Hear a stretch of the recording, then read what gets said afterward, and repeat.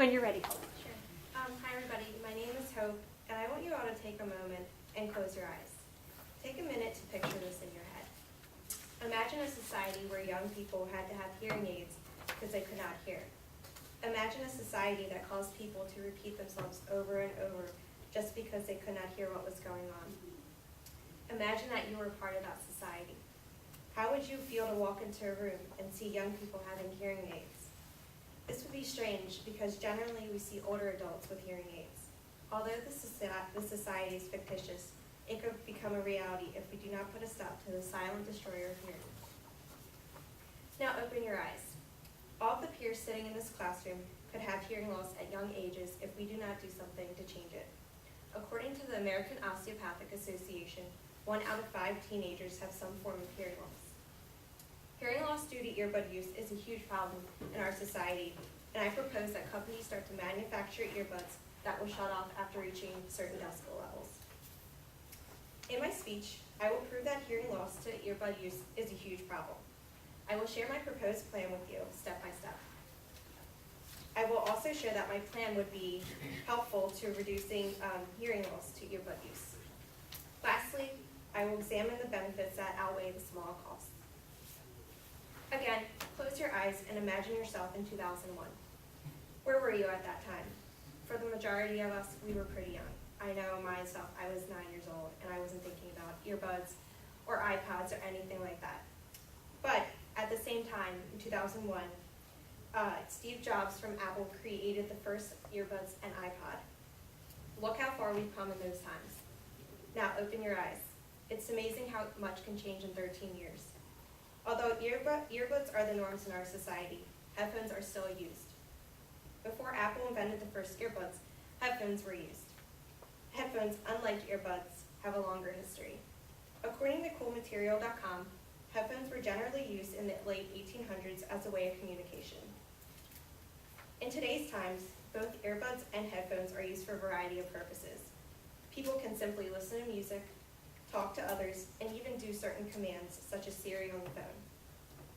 Although it may seem that earbuds are highly entertaining and beneficial, the main problem in our society is related to how loud we listen to them, or how loud we talk on the phones using earbuds. How loud we listen to music is closely related to decibel levels. Decibel levels are the way we measure sound. The higher the decibel level, the more we damage our hearing. According to MedicinePlus.com, the lowest decibel level we can hear is 0 decibels, while normal talking is between 40 and 60. However, individuals usually listen to their music through levels at 110 to 120 decibels. Surprisingly enough, levels of noise at 85 decibels start to cause permanent damage, which is the same level as a hairdryer or food processor, according to MNN.com. Thus, we want to be able to control the decibel levels so we are not at risk of damaging our hearing. Although some hearing loss is inevitable, such as hearing loss to old age, people can take the steps to lower the risk of losing their hearing loss. However, all ages are unfortunately dealing with hearing loss. According to the Centers for Disease Control, an estimated 12.5%, or approximately 5.2 million children and adolescents aged 6 to 19, and 17%, approximately 26 million, adults aged 20 to 69 years old have suffered permanent damage to their hearing from excessive exposure to noise. My plan to fix this is very simple. We invent a new product. In a world that is so technologically driven, it is something that we could easily do.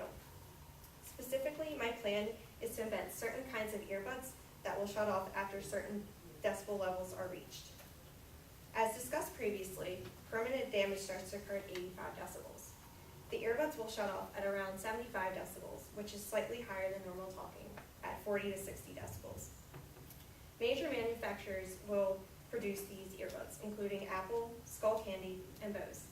Since these products are very popular, companies will want to buy them.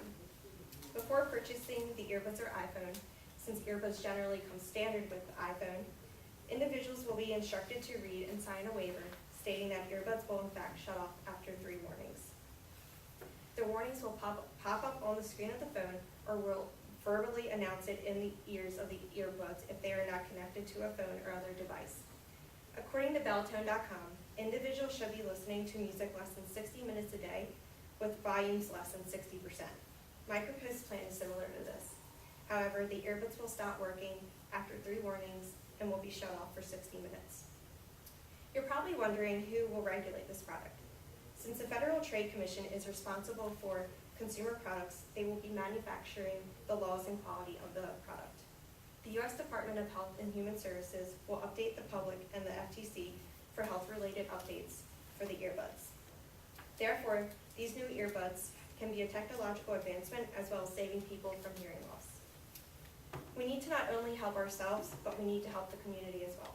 According to the National Institute on Deafness and Other Communication Disorders, approximately 17% of Americans report some degree of hearing loss.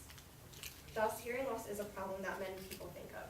In a world that is surrounded by chronic diseases such as heart disease, AIDS, and cancer, hearing loss is not on the minds of many people. I know myself, I don't think about hearing every single day, but it's something that we really need to think about. It affects all of us no matter the age. My boyfriend has a twin brother, and he sits on the computer all day since he's a computer software major, and he has hearing loss because he can't hear. He uses the earbuds constantly to play video games or to program, and we have to constantly ask him over and over what he's saying.